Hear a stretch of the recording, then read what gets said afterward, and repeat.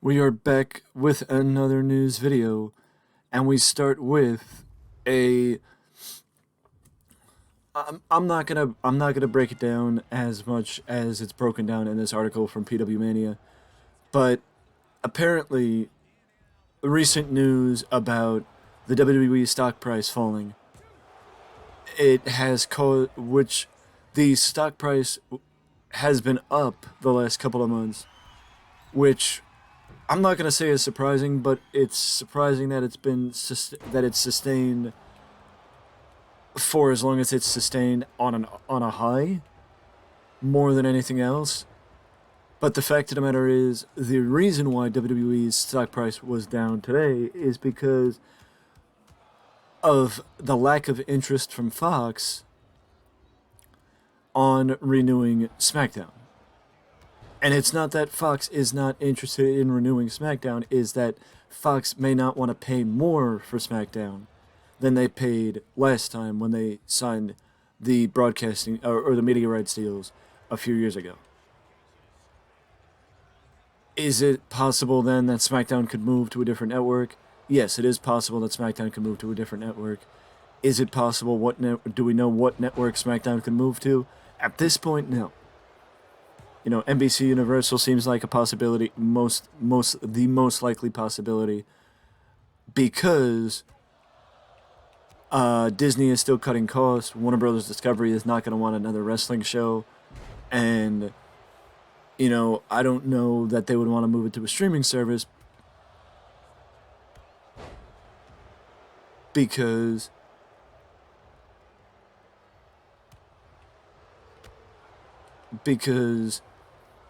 I would guess that their streaming service is still with Peacock, so I don't know if they would want to house. I don't know if number one they would want to, and number two I don't know if they'd be allowed to house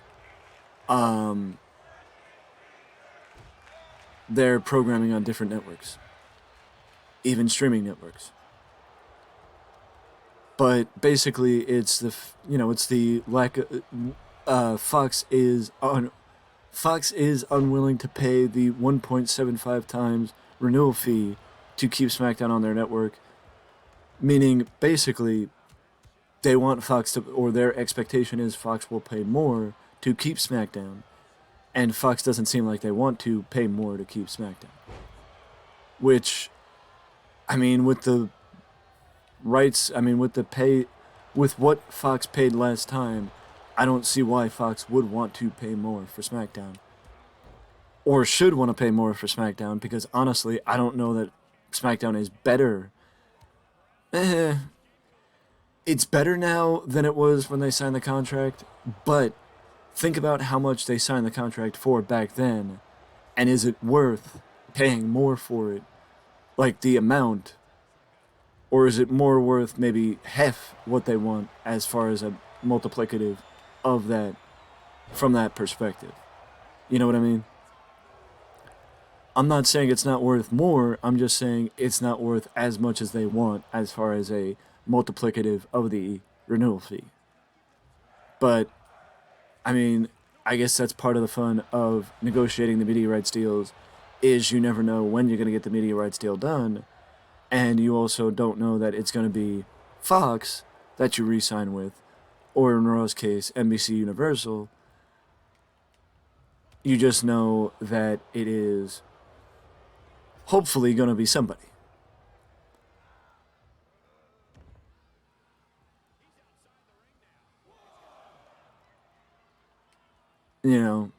But also, speaking of new shows and media rights deals, earlier this week we got the announcement officially that AEW is premiering a new show on June 17th, that being AEW Collision.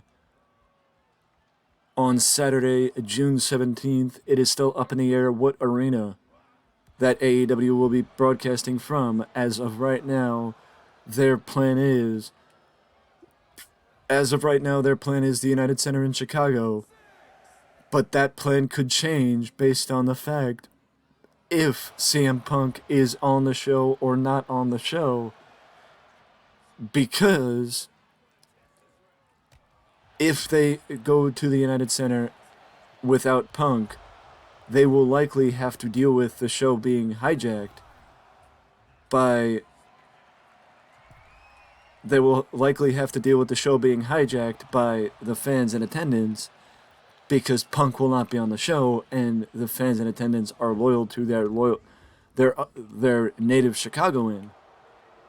And, AEW is going to have to compete with that. So basically, right now, the backup plan for Collision is going to Daly's place if they don't go to the United Center, which means if they don't go to the United Center, that means Punk will not be on the broadcast because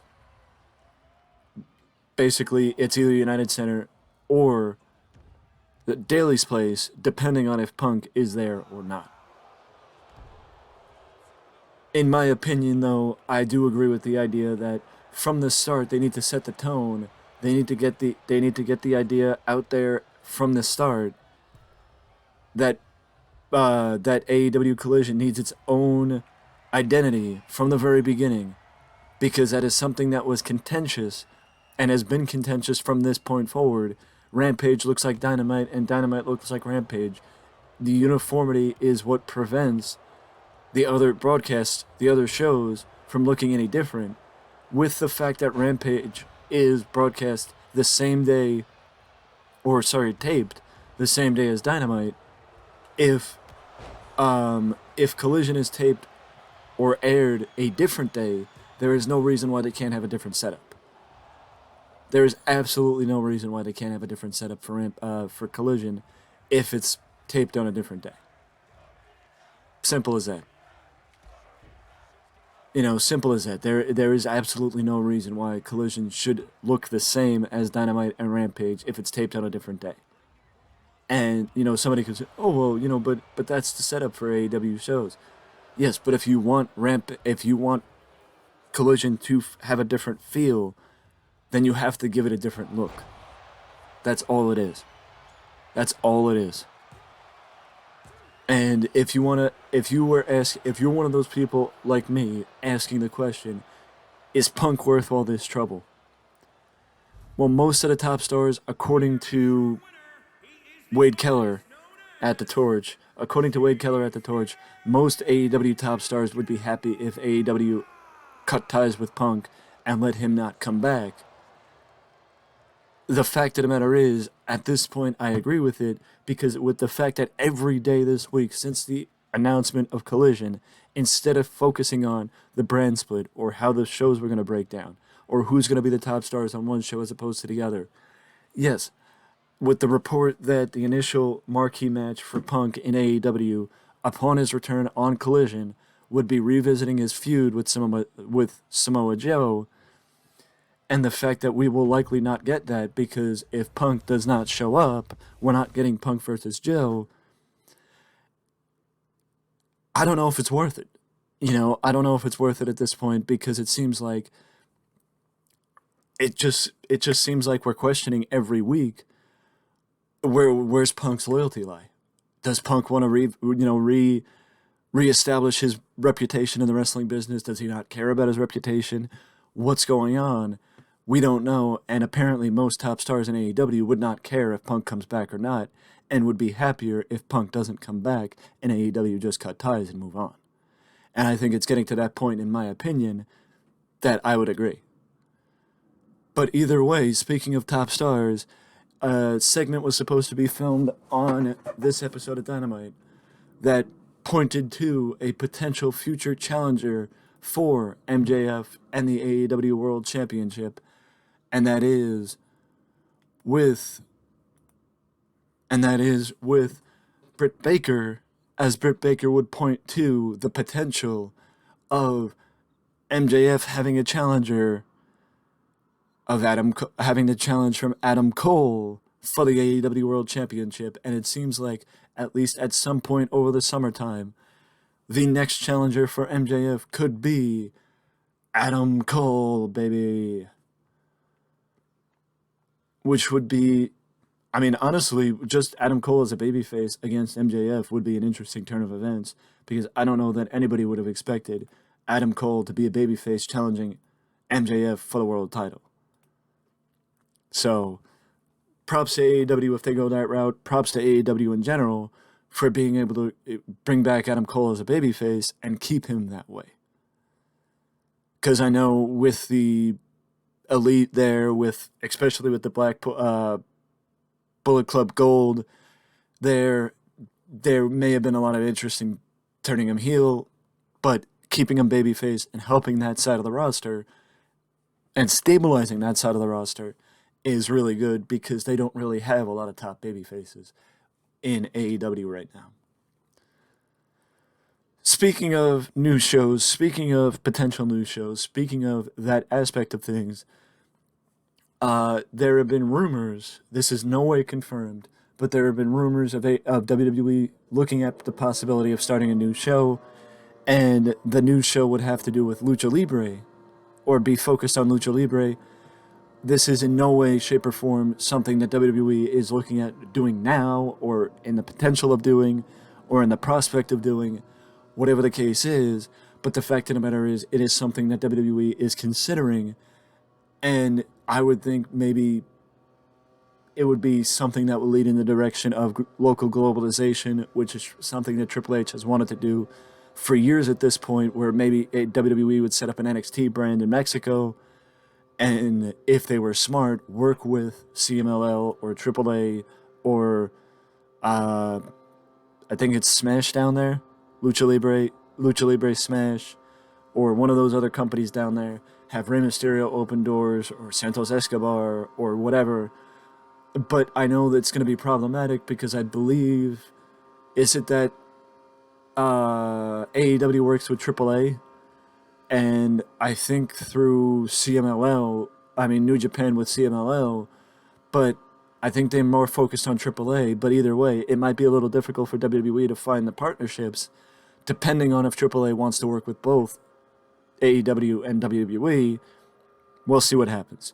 Because I think, from what I understand, the idea of a new Lucha Libre show seems possibility for WWE, but it doesn't seem like a likelihood. And now we end on an interesting story from Eric Bischoff, as Eric Bischoff said in a recent interview that he would, if he could go back and change anything about how he booked Goldberg in WCW, it's that he would have changed featuring Goldberg every week, and not featured Goldberg every week and made him more of a special attraction, because it would have kept the mystique, it would have kept, some part of, interest in Goldberg for a little bit longer if he was more of a special attraction instead of somebody that he saw every week. Or somebody that you saw every week, which I know Monday morning quarterbacking is, a moot point at this point, but it is interesting, and it's always interesting to see how Eric Bischoff's perspective has changed when it comes to WCW after all this time. And I completely agree that Goldberg should have been booked in more of a way how he was with with his last WWE run, where when there was a feud for him, he would show up, but other than that, he was a special attraction, because that's something that WWE has perfected with Brock and Goldberg, making them special attractions and, keeping the interest high when you don't know when they're going to appear. But either way, I completely agree with Eric. Goldberg's mystique would have been there a little bit more often, or for a little bit longer, if he was not on Nitro every week like he was. But either way, that is it for the news, and I will see you in the next one.